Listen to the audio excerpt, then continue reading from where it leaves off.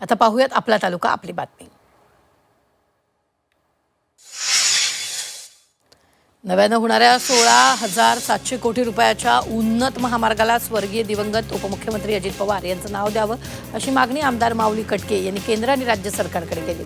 तसंच नागरिकांची वाहतूक कोंडीतून पूर्णपणे मुक्तता होईल असा विश्वास त्यांनी व्यक्त केला। संभाजीनगरातील जिल्हाधिकाऱ्यांची खुर्ची आणि मालमत्ता जप्तीचे आदेश न्यायालयाने दिलेले आहेत। फुलंब्री तालुक्यातील वाकोद प्रकल्पासाठी संपादित केलेल्या जमिनीचा मोबदला न मिळाल्याने न्यायालयाने जप्तीचे आदेश दिले। जगद्गुरू तुकोबांच्या पालखीचं रिंगण सोहळा पार पडला। इंदापूर तालुक्यातील बेलवाडीत मानाच्या अश्वांचं रिंगण पार पडले। यानंतर राज्याचे कृषी मंत्री दत्तात्रय भरणे, सांस्कृतिक मंत्री आशिष शेलार आणि माजी सहकार मंत्री हर्षवर्धन पाटील यांनी फुगडी खेळण्याचा आनंद लुटला। रत्नागिरीच्या दापोलीत पुन्हा दरड कोसळण्याचा धोका निर्माण झाला आहे। हरणे राजवाडी परिसरातील 60 कुटुंब दरडीच्या सावटात वावरत आहेत। इथल्या गावाजवळील डोंगरावर बेकायदा उत्खनन सुरू आहे, त्यामुळे डोंगर खचण्याची शक्यता आहे। लोणावळ्यात पावसानं पुन्हा दमदार हजेरी लावली। पावसाच्या सरींचं पर्यटकांनी उत्साहात स्वागत केलं असून हिरवाईनं नटलेलं डोंगर, धोक्याची चादर आणि बहरलेला निसर्ग लोणावळ्याच्या सौंदर्यात पुन्हा भर घालतो। मालेगावच्या जळकूमध्ये ढगफुटी सदृश्य पाऊस झालाय। काही मिनिटाच्या पावसात सर्वत्र पाणी साचल्यानं पिकांचं मोठं नुकसान झालं। काही ठिकाणी शेतातील माती वाहून गेली। मावळमधील सोमटणे परंदवाडी रस्त्यावर पावसामुळे मोठमोठे खड्डे पडले, त्यामुळे वाहन चालकांना मोठा मनस्ताप सहन करावा लागला। अशावेळी एक महिला पोलीस अधिकाऱ्यानं स्वतः रस्त्यावर उतरून खड्डे बुजवण्याचं काम हाती घेतलं। या महिला अधिकाऱ्यांचं कौतुक केलं जात आहे।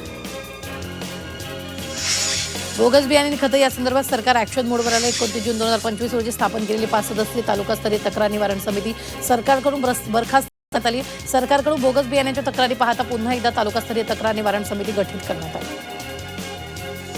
यवतमाळच्या रामदास आठवले मागासवर्गीय सूतगिरणीचा धागा साता समुद्रापार पोहोचलाय। गिरणीतील उत्कृष्ट धाग्याच्या गुणवत्तेमुळे हा धागा थेट चायनाच्या बाजारपेठेत जहाजमार्गे रवाना झालाय। परिणामी मोठ्या संख्येनं रोजगार निर्माण झाला।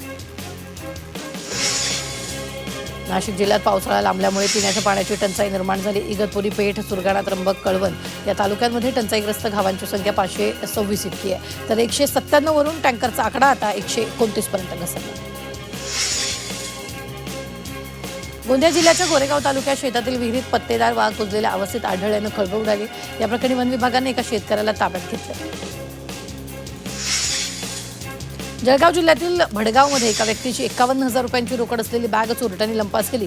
बॅग लंपास करणाऱ्या 5 जणांच्या टोळीला पोलिसांनी अटक केली आहे, तर या टोळीतील अन्य 2 फरार आरोपींचा पोलिसांकडून शोध सुरू आहे।